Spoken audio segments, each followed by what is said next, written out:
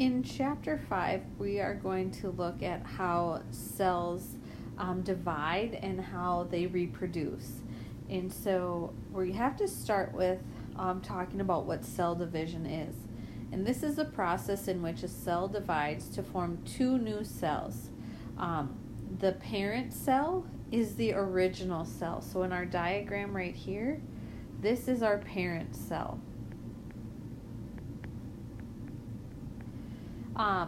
And one of the first steps of cell division is deals with the DNA.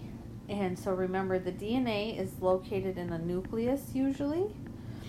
And before a cell can divide, the DNA has to be copied. And that's what's happening right here.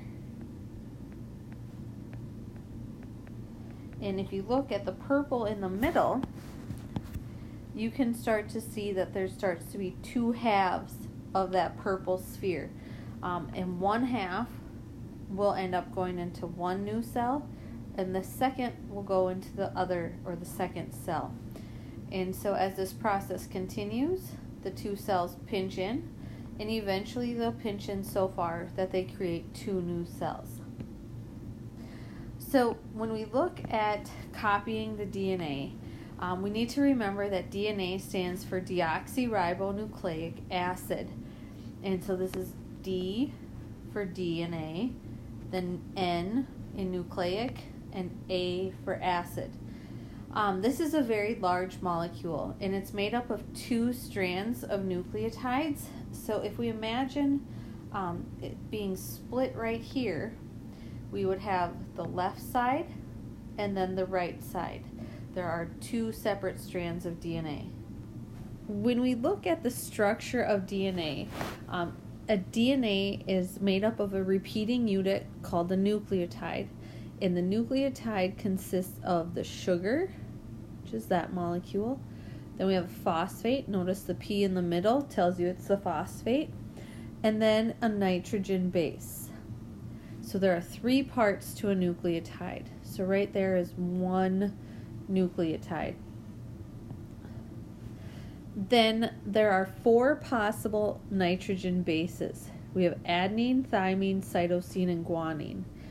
And so in the diagram, this base happens to be cytosine because there's a C in the middle. So before a cell divides, it must transform its DNA into a chromosome. And a chromosome is when DNA coils around a protein. In prokaryotes, the DNA is circular in shape. So we have that right there is prokaryote DNA. In eukaryote DNA, chromosomes are on rod-like chromosomes. So right here would be your eukaryote.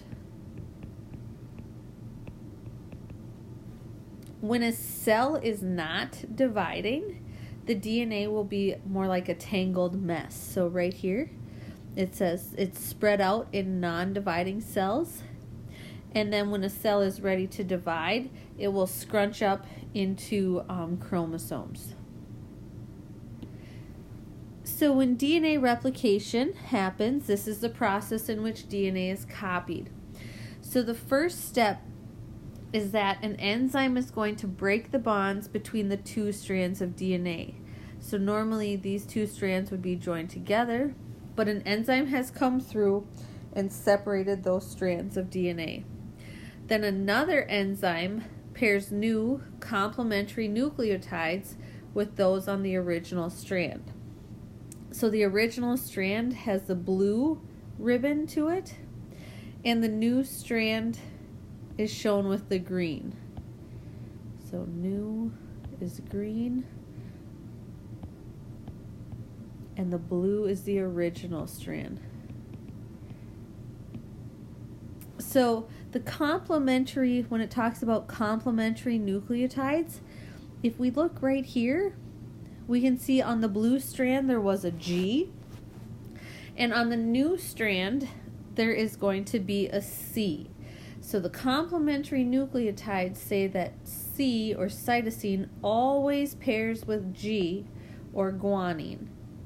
Then, likewise, if you look right here, you'll notice that T and A always pair together. This right here is called the base pairing rules. So whenever you see an A, you'll know a T will bond to it. And whenever you see a G, then you will know a C bonds to it. Then your third step is the two daughter DNA molecules form. And they each have one old strand with the blue. And they'll have one new strand with the green. And so we call this semi-conservative.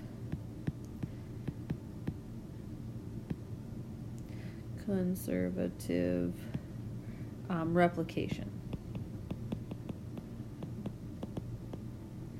So that's all about DNA, and next we'll take a look at, in the next video we'll go a step further.